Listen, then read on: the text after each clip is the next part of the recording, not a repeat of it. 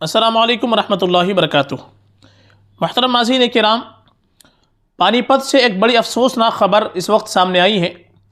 ایک ملعون شخص ہے جو اپنے آپ کو نبی کا دعویٰ کر رہا ہے اور اپنا نام اسرائیل بتلا رہا ہے اور کہہ رہا ہے کہ میں نبی آخر الزماں ہوں اور نبوت مجھ پر ختم ہے۔ اس طریقے کی جسارت یہ شخص کر رہا ہے۔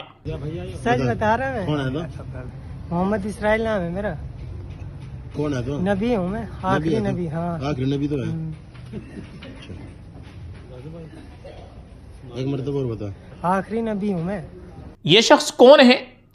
یہ تقریباً 3 ماہ سے ودیانند کالونی مدینہ مسجد پانی پت میں یہ شخص نماز اور دعا کا اہتمام بڑی پابندی سے کرتا تھا اور لوگوں کی نظروں میں قطب اور ابدال ولی کامل بنا ہوا تھا۔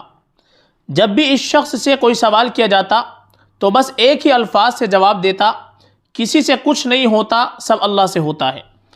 کوئی نام پوچھتا تو یہی کہتا، نام سے کیا ہوتا ہے، سب اللہ سے ہوتا ہے۔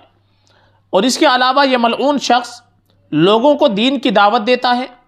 ہندوؤں کی دکان اور مکان میں بھی جا کر دین کی دعوت دیتا اور سب کے ساتھ یہی الفاظ اور اصطلاح ہوتی ہے کہ سب اللہ سے ہوتا ہے، جس کی بنیاد پر ایک بار تو سب ہندو جمع ہو گئے تھے، پھر ان کو سمجھا بجھا کر شانت کیا۔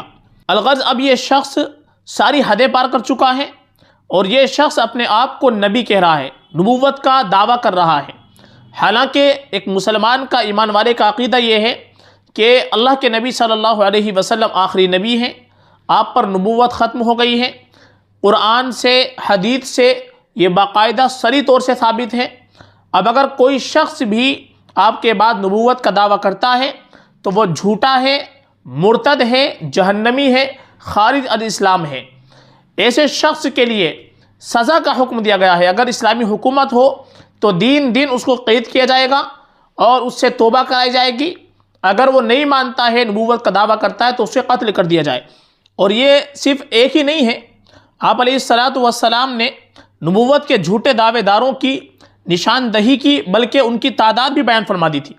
حدیث کے اندر آتا ہے، حضرت ثوبان رضی اللہ تعالیٰ عنہ سے روایت ہے کہ حضور اکرم صلی اللہ علیہ وسلم نے فرمایا، انہ سیکون فی امتی 30 کذابون کلہم یزعم انہ نبی وانا خاتم النبیین لا نبی بعدی، کہ میری امت میں 30 اشخاص کذاب ہوں گے، ان میں سے ہر ایک کذاب کو گمان ہوگا کہ وہ نبی ہے، حالانکہ میں خاتم النبیین ہوں اور میرے بعد کوئی نبی نہیں آئے گا۔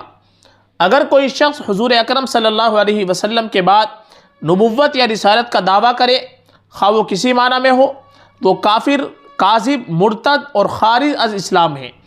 اور جو شخص اس کے کفر و ارتداد میں شک کرے یا اسے مومن، مجتہد یا مجدد وغیرہ مانے، وہ بھی کافر، مرتد اور جہنمی ہے۔